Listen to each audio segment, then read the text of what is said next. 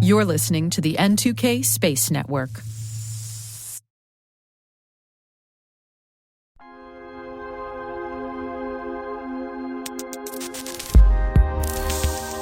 Welcome to T- Deep Space. I'm Maria Varmazes, host of the T- Space Daily podcast. Deep Space includes extended interviews and bonus content that takes a deeper look into some of the topics that we cover on our daily program. We hope you enjoy.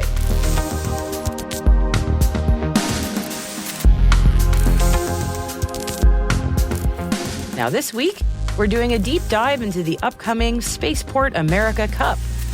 We'll start with a quick primer on what it is, and then a closer look with someone who makes it happen.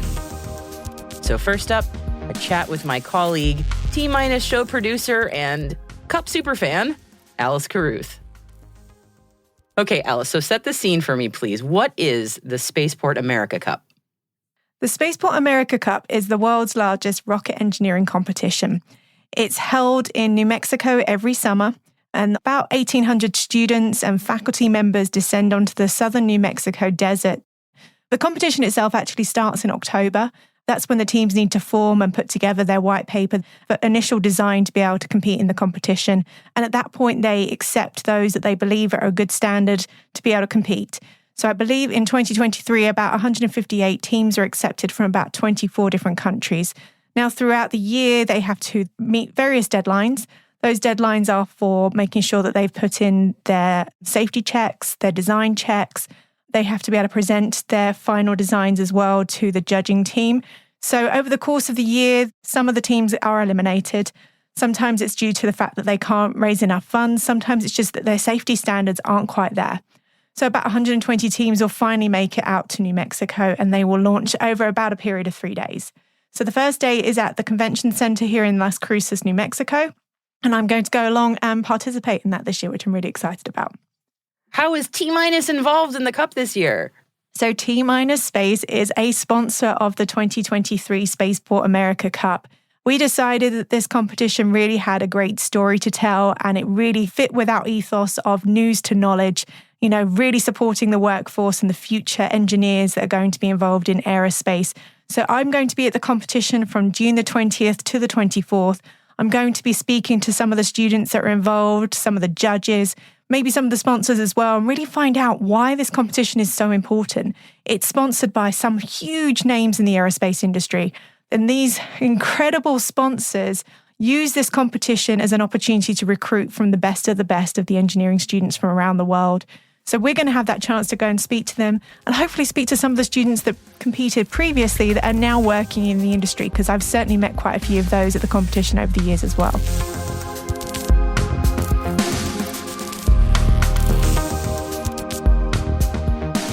Thank you for that overview, Alice. And now that we have a sense of what the Spaceport America Cup is, let's talk to someone who is really pivotal in making it happen.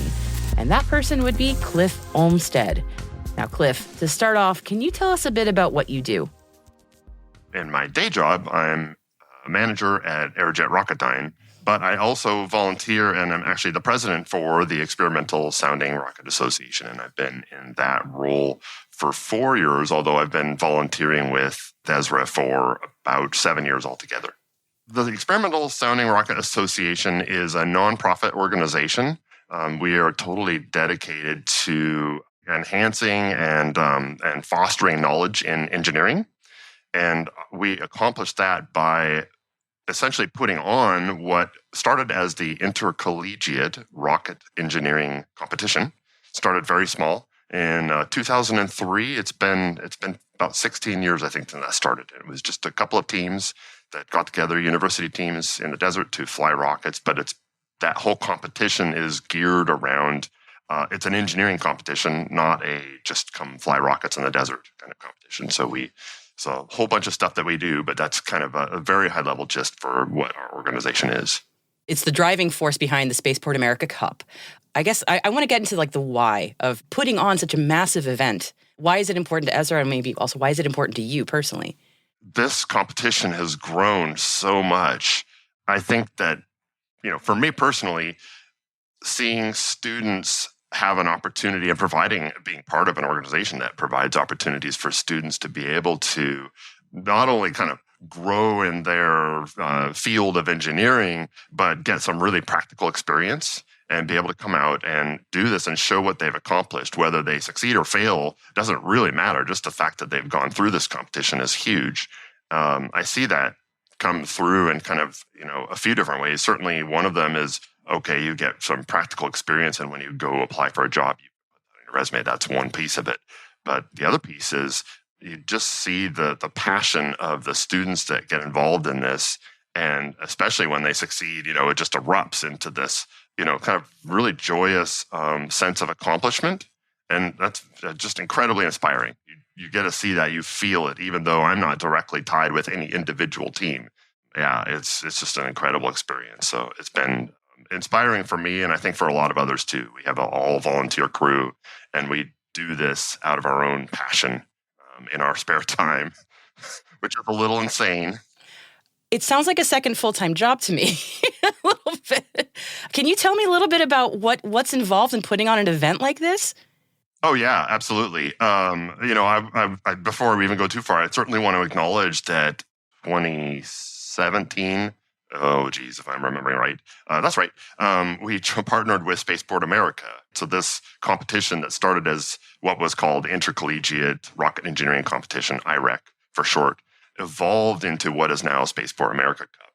And to be honest, without Spaceport America providing their property, their facilities, their backing, I don't think it would be very feasible for us to do this with the Ezra crew alone.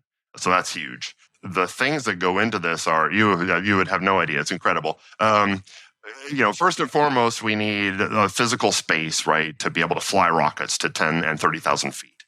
These rockets exceed the speed of sound. We've got to have airspace clearance. That's one aspect. Also, there's just a practical thing. We've got about 120 teams continuing on to the desert. We are expecting upwards of 1,800 students. They're all going to be in one location.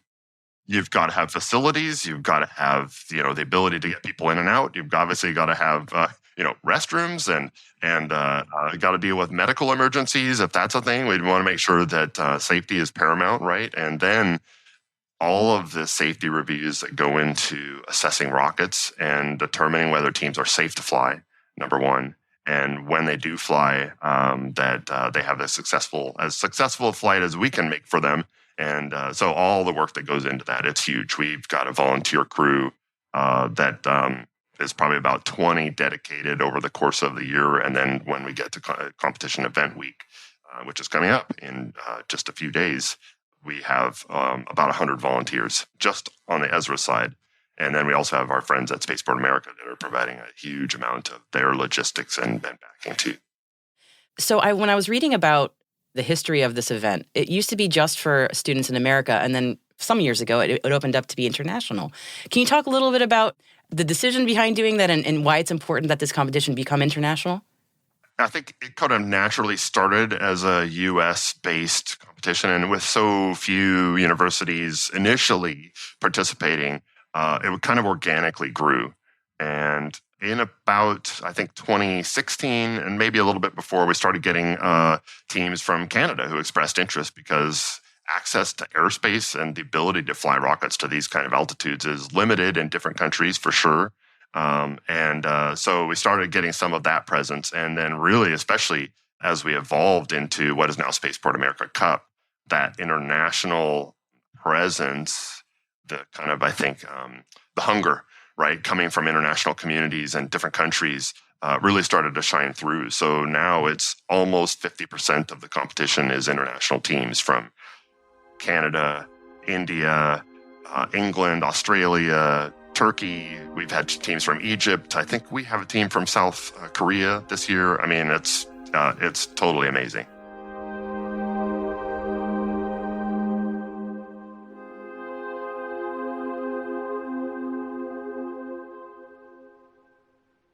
We'll be right back after this quick break.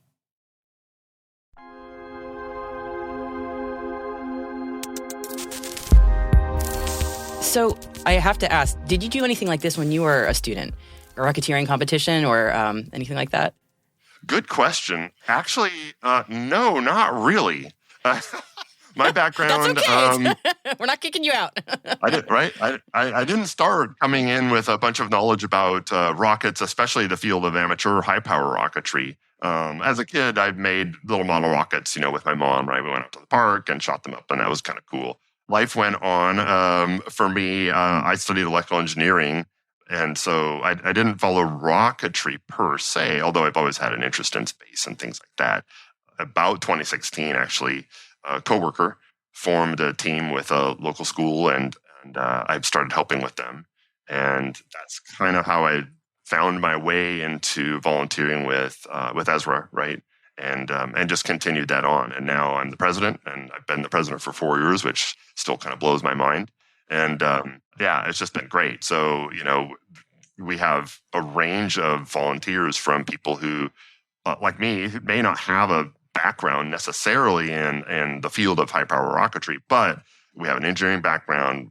We understand how to kind of talk to teams, and you can get a really good sense for whether they know what they're doing, what their technical knowledge is. But then we have a whole team of people who are very experienced in amateur high power rocketry, and we absolutely leverage their expertise to do more thorough, deeper reviews, and especially from that safety aspect. So anyway, whole variety of backgrounds. I think that's great because it speaks to sound engineering principles can apply across different fields, but also there isn't just one path to get into. If you're interested in rocketeering, there isn't just one path to get there. And certainly if you're interested in space, there are different ways to approach that. So I think that's actually really great because I was curious. I never did anything like this as a kid either, for example, but I'm very interested in space. And I was wondering, is this something that's almost like required to get an aerospace career? And it certainly, it doesn't hurt. But it's not mandatory. I mean, I can talk to that a little bit. It's interesting. Couple of points. One, that background of engineering, certainly that's a piece of it. Doesn't even have to be engineering. I mean, we're talking basic physics. There's electrical engineering. There's mechanical engineering. There's chemical engineering. There's artwork. I mean, it doesn't have to be engineering. There's teams that design payloads that accomplish science missions on a rocket that goes to 30,000 feet. I mean, it's really amazing. So there's a huge amount of just creativity and experience, and that really can feed into, it makes a difference in going out into industry, right? Or going, back to home and say, okay, I want a job. Well, I've done this, and having gone through this event, especially with a large team, you've got to manage budgets. It's very technical.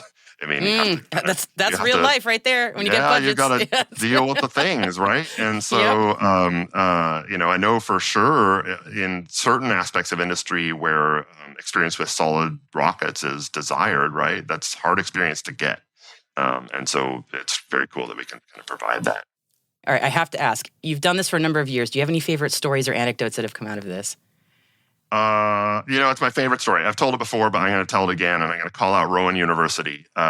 So this actually was before we became Spaceport America Cup. It was the first year I got involved with Ezra, just volunteering, right? And this was a small team. It was literally, from memory, it was 3 students. They showed up in the desert. They had a rocket. It wasn't very well built. We looked at it and said, "Ooh, okay, you need to make some changes here," and they're pretty significant changes. And we've only got 3 days that we're going to be out here, so go back. I mean, they went to Home Depot. They had to buy drills and drill bits. They were just working like mad. And on the last day, their team lead came up to me and said, "We met last night as a team, and we decided we're not going to fly this rocket." And that was huge. Very, I still get emotional about that because the recognition and the acknowledgement by the team itself to say, we are not safe to fly, and we're not going to just try to fly because that's not in the spirit of what this event is.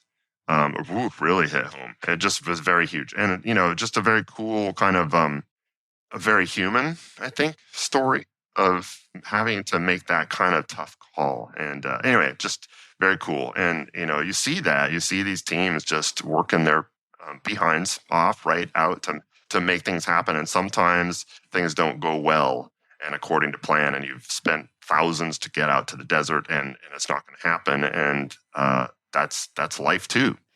that takes a lot of maturity to recognize that too, that it wasn't safe. So yeah, wow, kudos to them for recognizing that.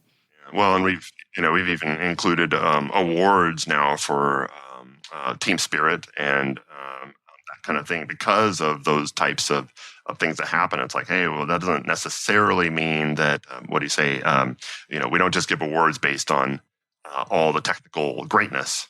Sometimes there's other stories happening that deserve some recognition, right, in different ways. That makes a lot of sense. Oh, Cliff, is there anything else you wanted to mention about Ezra or the Spaceport America Cup before we close out? I want to give you the floor. I am really excited for this year's event. This is the second time we've been back in person after the pandemic. The competition events are June 20th through the 24th. We'll be at Las Cruces on the 20th, and then we head out to Spaceport America grounds the rest of the week, and we have our awards wrap up on the 24th. So if you want to come join us, go visit our website. You can go to soundingrocket.org, and you can buy tickets that way. If that's too much to remember, go to spaceportamericacup.com.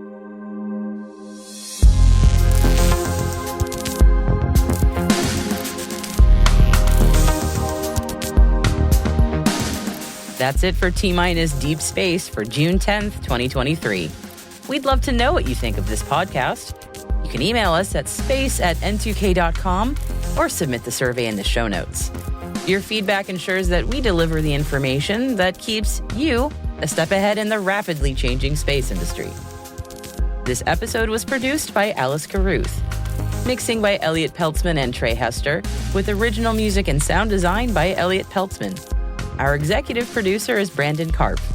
Our chief intelligence officer is Eric Tillman. And I'm Maria Varmazis. Thanks for listening.